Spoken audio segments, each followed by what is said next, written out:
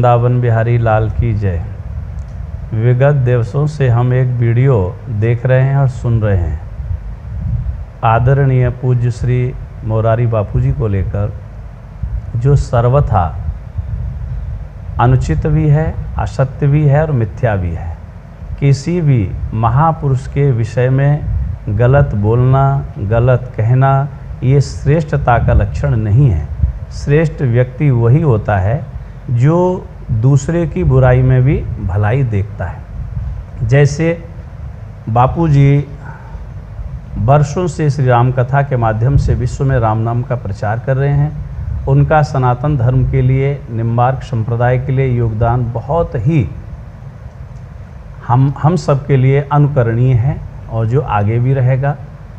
गलती हम सबसे हो जाती है और हो रही है और होगी, परंतु गलती को सुधार लेना ही यही मानवता है। हमारे समाज में ऐसे लोग हैं कि जो नित्य गलती कर रहे हैं, करवा रहे हैं, प्रेरित कर रहे हैं, पर गलती को स्वीकार नहीं करते हैं। हम साधुवाद देते हैं पूज्य मुरारी बापू जी के लिए, जो श्रेष्ठ स्थान पर होने के बाद भी अपनी गलती को स्वीकार किया। परंतु ऐसे भी लोग हैं जो गलती कर रहे हैं, करवा रहे हैं, प्रेरित कर रहे हैं, फिर भी गलती को स्वीकार नहीं कर रहे हैं। मैं उनके लिए भी कहूँगा, गलती करने के बाद गलती को स्वीकार करें, चाहे व्यासपीठ के माध्यम से, चाहे किसी स्थान के माध्यम से। आप गलती कर रहे हैं, गलती को स्वीकार करें, जैसे पूज्य मुरारी बापू जी ने स्वीकार किया है। और मैं सोशल मीडिया से भी निवेदन करूँगा कि आगे की कोई भी चर्चा न डाली जाए, न कही जाए, न सुनी जाए।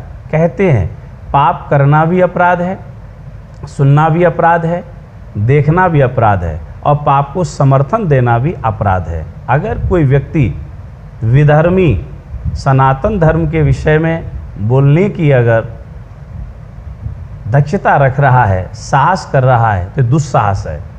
मैं ऐसे विधर्मियों को निवेदन करना चाहूँगा, आप अपने पंथ में रहकर, अपनी संप्रदाय में रहकर, अपने धर्म में रहकर अपना चिंतन करें। हमारा चिंतन छोड़ दें, ये हमारे परिवार का विषय है, इसको हम बहुत अच्छे से सुलझा लेंगे। सुलझा लिया है, सुलझ गया है। यद्यपि आप लोग हमारे परिवार में और घर में आकर ताक झांक कर रहे हैं, तो ये दुस्साहस न करें। सनातन धर्म का हर एक पथिक पथगामी पूज्य मुरारी बापू जी के साथ है, व्यास पीठ के साथ है। अगर कोई गलत करने का और बोलने का दुस्साहस करेगा, उनको उसी की भाषा में मुंह तोड़ जवाब दिया जाएगा। ऐसा हम आप सबको निवेदन पुनः कर रहे हैं। दूसरी बात और मैं कहना चाहता हूं कि व्यासपीठ की मर्यादा का पालन सबको ही करना चाहिए। क्यों? क्योंकि व्यासपीठ किसी की बापोती नहीं है, व्यासपीठ किसी की धरोहर नहीं है।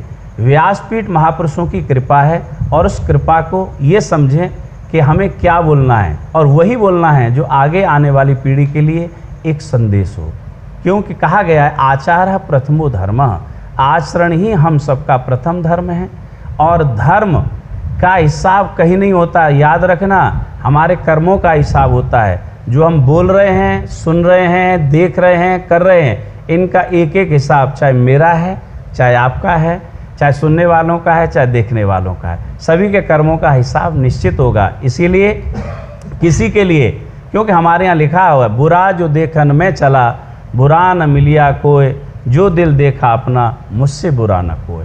संसार में अगर हम दूसरे में बुराई देख रहे हैं, तो निश्चित वह बुराई हमारे अंतःकरण में है। निश्चित ही उन लोगों को मैं पुनः निवेदन कर दूं कि हम किसी की बुराई न सुने, न करें, न देखें, न समर्थन करें।